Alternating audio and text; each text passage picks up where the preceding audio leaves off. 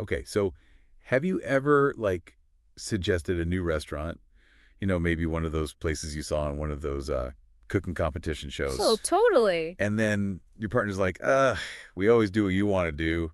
Why don't we ever try my Like, ideas? ouch, I've been there. Like instant mood kill, right? Yeah, Makes you want to order takeout and just forget the whole thing. definitely.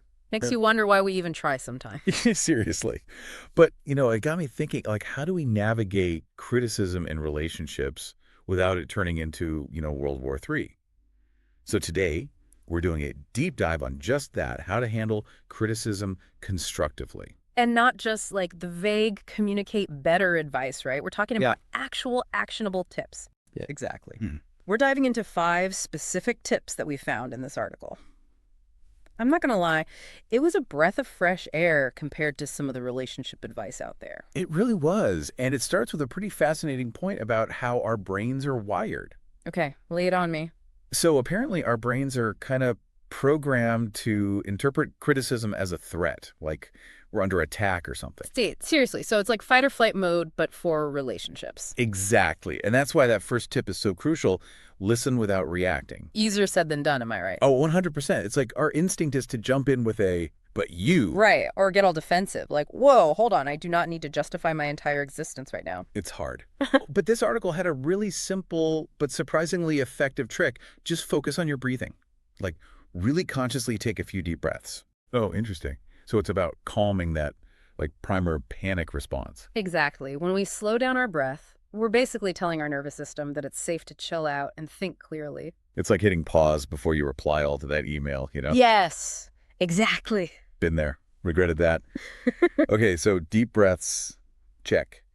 But what about when the actual message, the valid part of the criticism, gets lost in how it's being said? Oh, that's the worst. Like when it's just dripping with sarcasm or something? Exactly. That's where tip number 2 comes in. Separating the message from the delivery. It's like when you get a beautifully wrapped present. And you open it up and it's a fruitcake. Exactly. Or a pair of socks. Like, thanks, I guess. The thought was there, but the execution. Could use some work.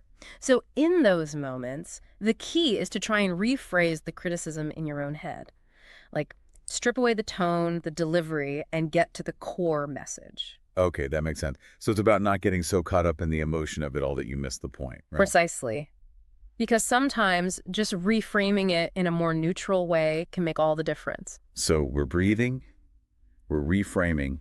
What's next? Well, and this can be a tough one, acknowledging when they actually have a point. Oh, I was going to say, what about when it's just straight up not true? Right. But even then, there's usually something you can find to validate, even if it's just acknowledging their feelings. Like, I can see why you'd feel that way. Exactly. Even if you don't necessarily agree with their interpretation of the situation. Right. This isn't about saying you're wrong or that they're right. It's about finding that sliver of common ground to build on. It's about de-escalating, right? So you can actually have a productive conversation. And you know what's interesting? This article pointed out that a little validation can go a long way. Oh, absolutely. Everyone wants to feel heard and understood. It's true. Like starting a sentence with, I understand why you feel that way, before you even present your own side, can completely change the tone. Okay, I love that. It's like you're showing them that you're actually trying to see things from their perspective. Exactly. Which, let's be honest, isn't always our strong suit in the heat of the moment. Nope, not always. But, okay, so we've talked about listening, about really understanding their perspective, even finding that common ground. But what about making sure our side of the story is heard too? That's where tip number 4 comes in, offering constructive feedback in return. And this is where it gets really tricky. Oh, I bet. Because it's so easy to just launch into a counterattack like, well, you do this. It is. But remember, this isn't a competition. You're on the same team. Right. Working towards a common goal. Exactly. So instead of making it a you versus me situation, the key here is to use I statements.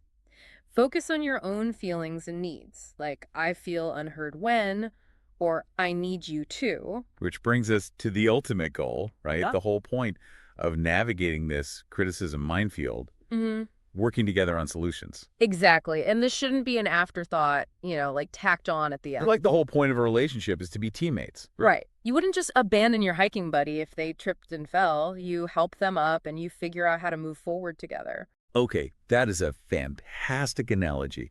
And it really drives home the point that Relationships are about navigating those challenges together. And that takes effort from both sides. Absolutely. It's about brainstorming those concrete steps, even if they're small, to show that you're both committed to making things better. And you know what I found really interesting? This article pointed out that these tips aren't just for romantic relationships.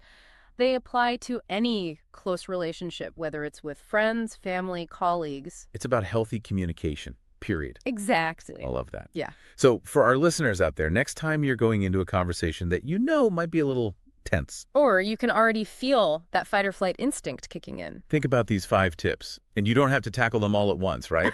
Just pick one. Just focus on one and see what happens. I have a feeling you'll be surprised at how much of a difference it makes. I think so too. Mm. And hey, if it helps you avoid a fruitcake-related relationship crisis, I'd say that's a win. Absolutely a win.